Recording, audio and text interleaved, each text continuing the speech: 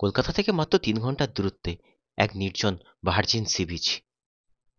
ইউটিউবে এই কথা অনেক শুনে থাকবেন, কিন্তু সত্যিই কি ভার্জিন? চলুন দেখে আসি আমার দৃষ্টিভঙ্গিতে।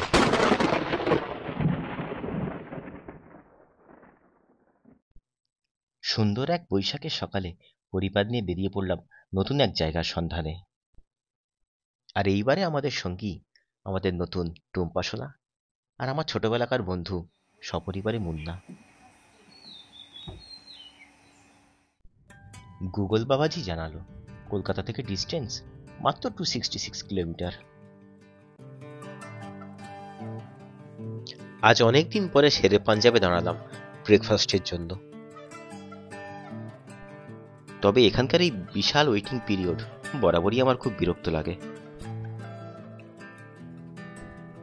আর এখানেই আমাদের সাথে দেখা হয়ে গেল আমাদের দেশি করিনা কাপুর মিলিদির সাথে।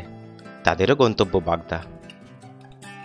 দীর্ঘ ওয়েটিং পিরিয়ডের সমস্ত রাগ ধুয়ে মুছে গেল খাবারের প্লেটটা হাতে পেতেই। চারিদিক তখন ঘিয়ের গন্ধে মমা করছে, আর সঙ্গে পাঞ্জাবি হাতে তৈরি ঘন দুধের চা।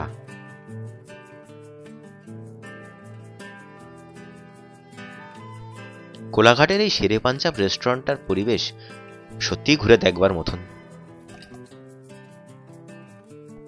রোলস রয়েস চড়া সে তো রয়্যাল লোকেদের জন্য। হ্যাঁ, আমার কপালে তাই দেখাটুকুই জুটল। এখানে একটা নতুন হর্স রাইডিং ক্লাবও তৈরি হয়েছে।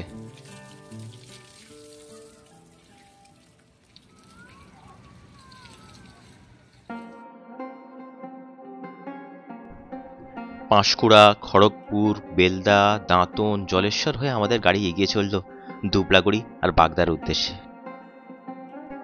বৈশাখী ঠান্ডা বাতাস গায়ে মেখে এগিয়ে চলতে তখন দারুণ লাগছিল।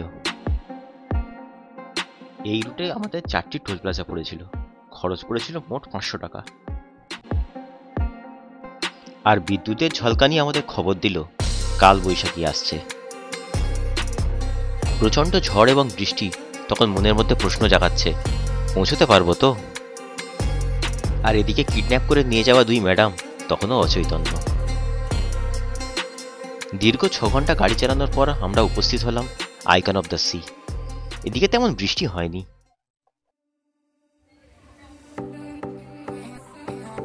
বাগদা এবং দুবলাগুড়ি রিজিয়নে এটাই হচ্ছে সব থেকে লাক্সারিয়াস রিসর্ট, কোনো সন্দেহ নেই। এখানে ঢুকতেই ঝুঁকে পড়বে রং বেরঙের মাছে ভরা এক বিশাল ফিশ ট্যাঙ্ক, আর তার পাশের এসি কটেজগুলো জনপ্রতি 2200 টাকা। আর রয়েছে একটা বিশাল সুইমিং পুল, আর তার পাশের ওই এসি কটেজগুলো 2400 টাকা পার হেড পার ডে। আর সমস্ত রেটই কিন্তু রাজকীয় খাওয়া দাওয়া সমেত। আর এখানে জনপ্রতি 1500 টাকা হিসেবে টেন্টেরও ব্যবস্থা আছে। আর এটাই হলো আমাদের রুম। পায়ের বালিশ আছে দেখে সব থেকে আনন্দ পেয়েছিলাম আমি।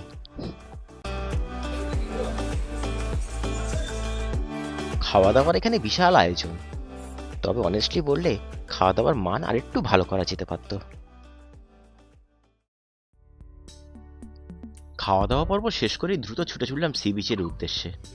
সত্যিই ভার্জিন কিনা সে প্রশ্ন তো এখনো মাথায় উঁকি দিচ্ছে। আমাদের রিসর্ট থেকে সি বিচের দূরত্ব হাঁটা পথে 5 মিনিট। তবে এই 5 মিনিট আমাদের হাঁটতে হলো ঘন সবুজ ঝাউবন আর বালিয়াড়ির মাঝখান থেকে। দীঘা, মন্দারমণি, তাজপুরের মতো ইটকাট পাথরের জঙ্গল আর ডিজের উৎপাত এখানে নেই। এখানে আছে শুধুই পাখির ডাক। আর এই সেই বঙ্গোপসাগর, বাগদা সি বিচ, যা দেখলে মনে হবে শুধুমাত্র আমাদের কজনের জন্যই এটা তৈরি হয়েছে।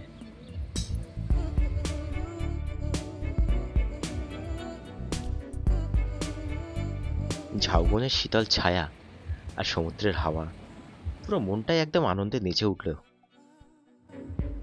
আর সেই সাথে রয়েছে সমুদ্রের মৃদু গর্জন।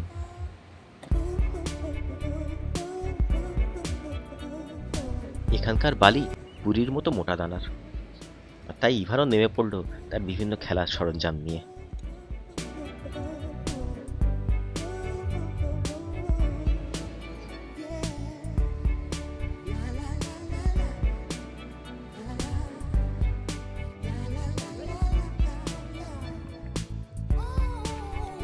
হঠাৎ দেখতে পেলাম ঝাউ গাছে কার জুতো আটকে আছে। সত্যি এই হিংস্র প্রজাতির যেন নজর না লাগে এই প্রকৃতিকে।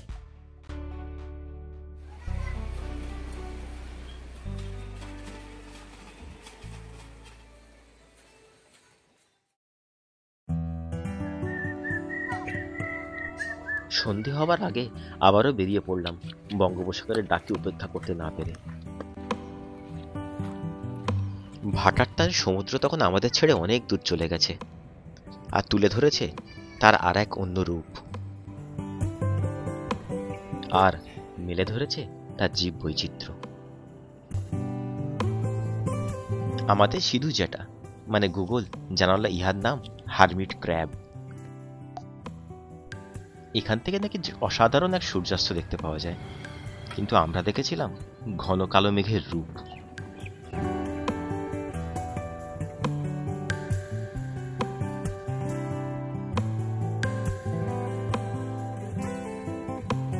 ইতস্তত পড়ে থাকা এই ঝিনুকের উপর পা দিয়েই আমাদের পৌঁছতে হবে সমুদ্রে।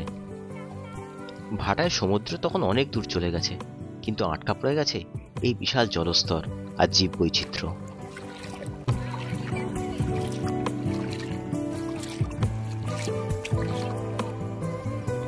আর সেই সাথে তৈরি করেছে হালকা জলে পা ভিজিয়ে সান্ধ্যকালীন ভ্রমণের এক অপরূপ পরিবেশ।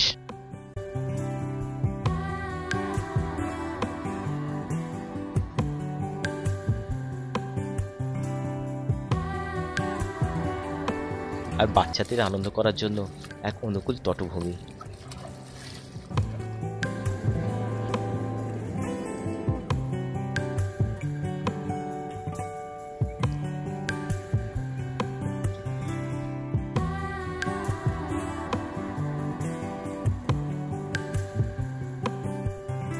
গধূলির শেষ আলোটুকু উপভোগ করার পর ধরলাম হোটেলে ফেরার পথ। ঘন জঙ্গলের মধ্যে ধরে ফেললাম এনাকে।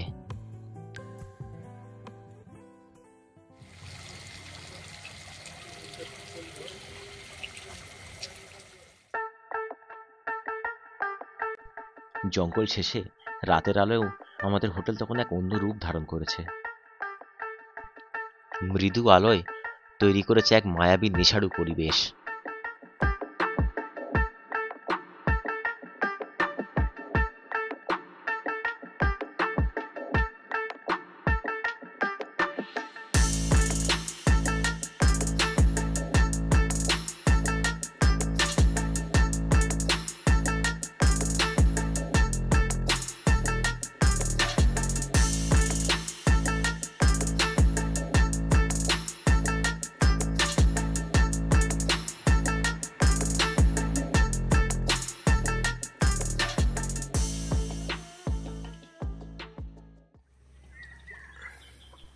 পাখির ডাকে সকালবেলা ঘুম ভাঙার পর বাইরে বেরিয়ে দেখলাম মাছেদের ব্রেকফাস্ট সারা হয়ে গেছে, তাই আমরাও বসে পড়লাম ব্রেকফাস্ট টেবিলে।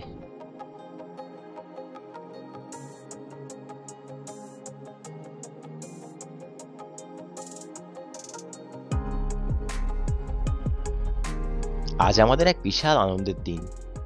গতকালকে তো শুধু আমরা সমুদ্রে পা ভিজিয়েছিলাম, সমুদ্র স্নান তো এখন আমাদের হয়নি, তাই পথ ধরলাম সেই সমুদ্রের দিকে।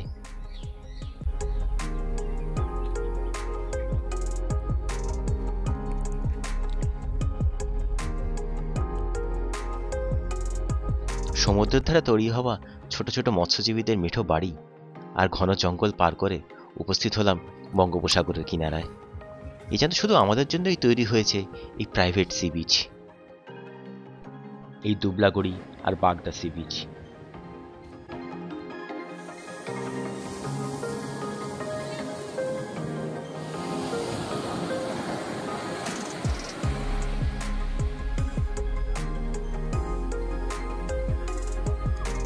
প্রতিটা মিষ্টি ঢেউই যেন আমাদের চ্যালেঞ্জ ছুঁড়তে লাগলো,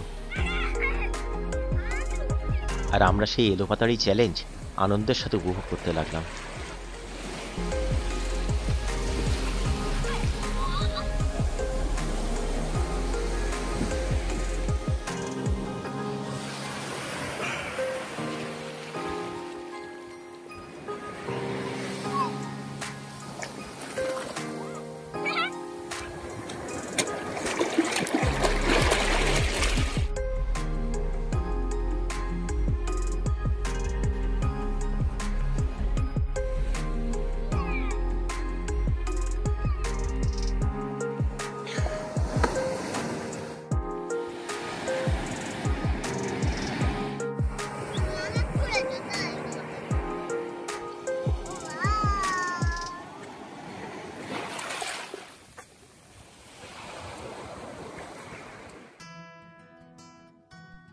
ছেড়ে আসতে মন চাইবে না এই সমুদ্রকে। প্রকৃতির এই বালুকা বেলায় কখন যে 4টে ঘন্টা কেটে গেল টেরও পেলাম না।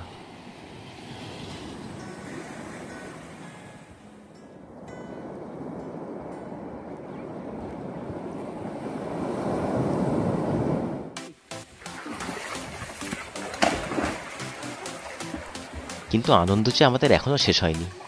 নোনা জল থেকে উঠে এসে পড়লাম মিষ্টি জলে। আইকন অফ দ্য সি রিসর্টের এই সুইমিং পুল সত্যিই অসাধারণ। সমুদ্রের সমস্ত ক্লান্তিকে দূর করিয়ে দিল এর মিষ্টি ঠান্ডা জল।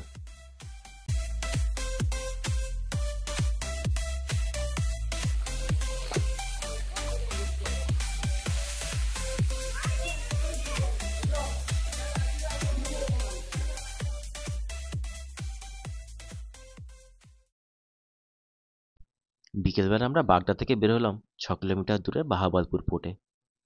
এখান থেকেই আমরা স্পিড বোটে করে এলাম এক নতুন আইল্যান্ডের মতো একটা সি বিচ। এখানে এই সেই বাহাওয়ালপুর মৎস্য বন্দর।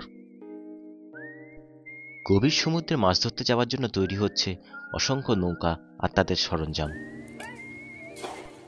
সূর্য তখন প্রায় ডুবুডুবু অবস্থা, আর এমনই একটা সময় এসে উপস্থিত হলো আমাদের স্পিড বোট। এই বাহাওয়ালপুর মৎস্য বন্দরেই সকালবেলা করে বিশাল এক মাছের বাজার বসে। হরেক রকমের সামুদ্রিক মাছ থার্মোকলের কন্টেনারে প্যাকিং করে দেয় বাড়ি নিয়ে আসার জন্য। জনপ্রতি 400 টাকার বিনিময়ে আমাদেরকে নিয়ে এলো এক নতুন সি বিচে।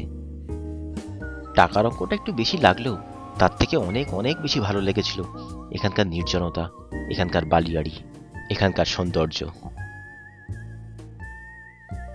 এখানকার ঘন ঝাউবন আর এখানকার নিস্তব্ধতা।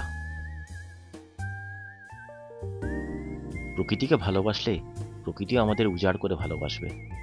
দুবলাগড়ি আর বাগদা সি বিচ অন্তত সেই বার্তাটাই আমাদের দেয়।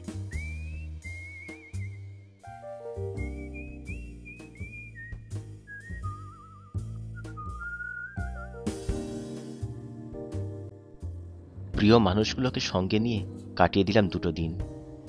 আগামীকাল আমাদের ফিরে যেতে হবে সকালবেলা। কেমন লাগলো আমাদের এই 2 দিনের ভ্রমণ কাহিনী? দুবলাগড়ি বাগদা সি বিচকে অনেকে বলে ভার্জিন বিচ। কেন বলে তার উত্তর কিছুটা হলেও আমি পেয়েছি। আর এই প্রকৃতির পবিত্রতা রক্ষা করার দায়িত্ব কিন্তু আমার আপনার মতন মনুষ্য প্রজাতিরই হাতে।